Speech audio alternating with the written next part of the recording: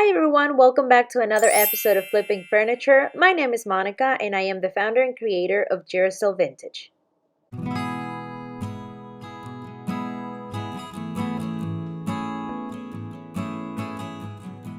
So I found these chairs on Facebook Marketplace and it is quite obvious that the person who sold these chairs to me tried to refinish them. Now unfortunately, it seems like it was really difficult to get rid of that finish and that stain. Now if we go ahead and take a look a little bit closer, we can definitely see some of the wear that is typical for a piece of furniture this old.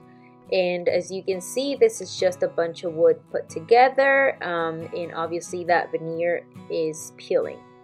So I'm thinking we're gonna go ahead and try to go with a very clean design, and I'm thinking about just using one color.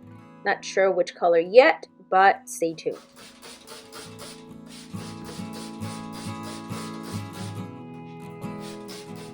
I'm cleaning the chairs before I do anything to them, and this is to make sure that I am not pushing any grease into the wood grain when I'm scuff sanding.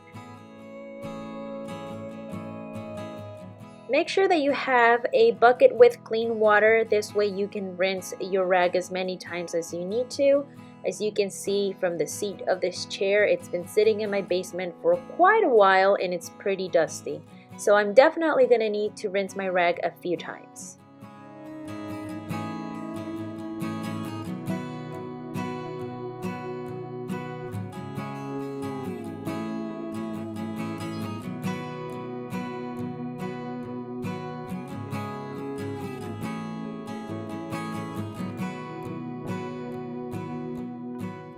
I did not film me repairing the missing veneer with Bondo, but I will add a video at the end of this one that goes over in more detail as to how to use Bondo for repairs. After letting the Bondo dry, I went ahead with my surf prep sander and 120 grit sandpaper to smooth out the Bondo and to scuff sand the entire chair.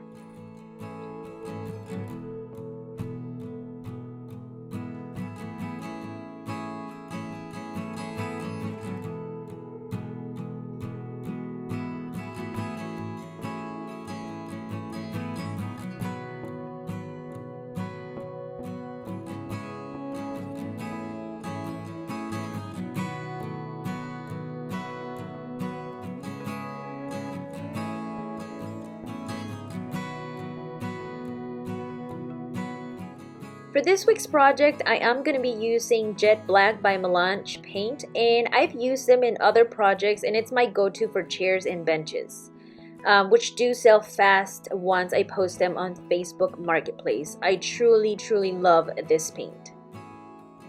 Next, I am just putting some tape on the bottom legs. I don't know what you call them. They're like little metal buttons.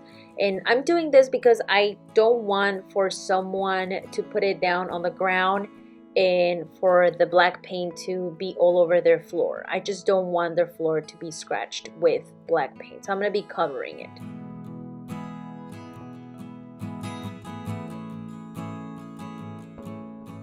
And I'm basically doing the same thing for the metal detail that's on each side of the chair. I do want to keep that gold and it's not in great shape, so what I'm going to end up doing is I'm just going to be adding a little bit of gilding wax at the end.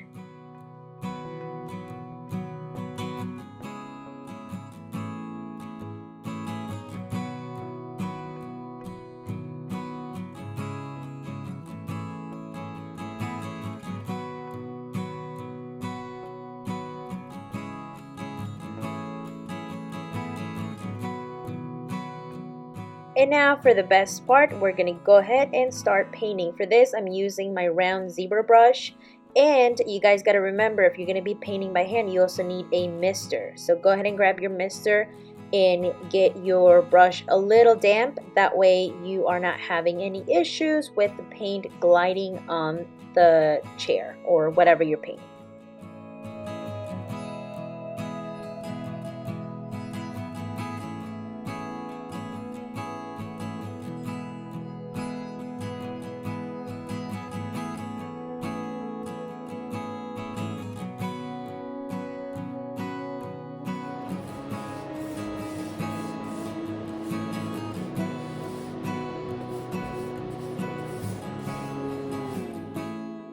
So as you can see here, I'm definitely going to have to do 2 full coats to the chairs just to make sure that I am covering that goldish design that was on this chair.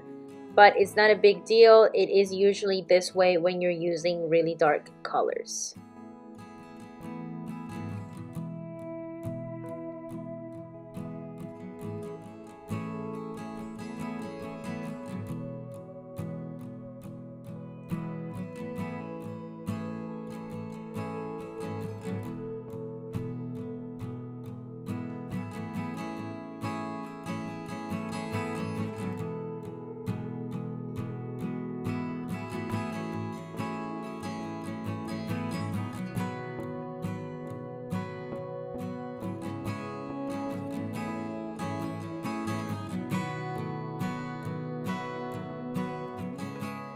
So this is what the chair looks like after 1 full coat, and in 3, 2, 1, this is how it looks with 2 coats. It's pretty full coverage, and I just love how rich and dark this black is. Melange Paints came out with an all-in-one type of paint, and it does not require a top coat. However, this is a regular mineral formulation, so I will be top coating with Satin Poly from Veneer. I will be spraying 3 full coats because I want to make sure that these chairs don't end up in the landfill for a long time to come.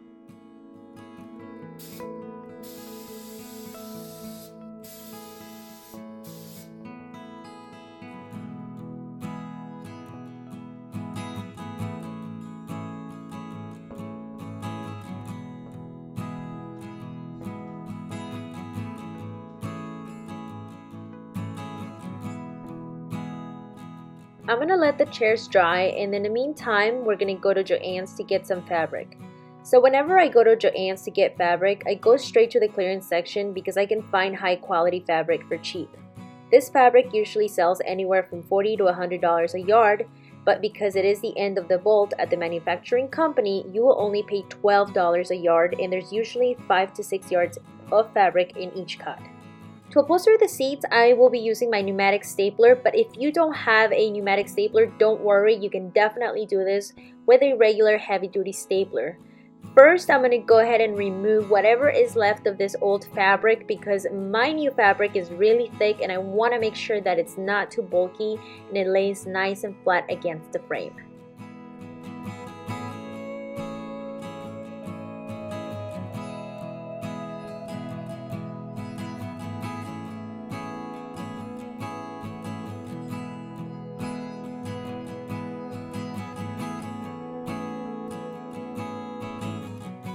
So I ended up buying a yard of this beautiful gray velvet at $12.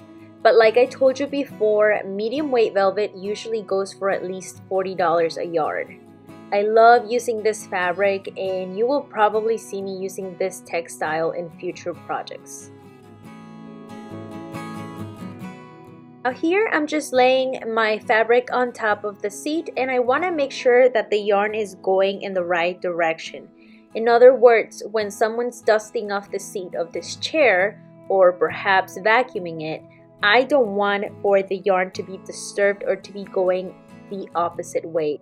So one of the things that I've learned through watching so many different videos of upholstery is that you have to lay your anchor staples first. Anchor staples allow you to have an equal amount of tension and fabric on each side of your piece.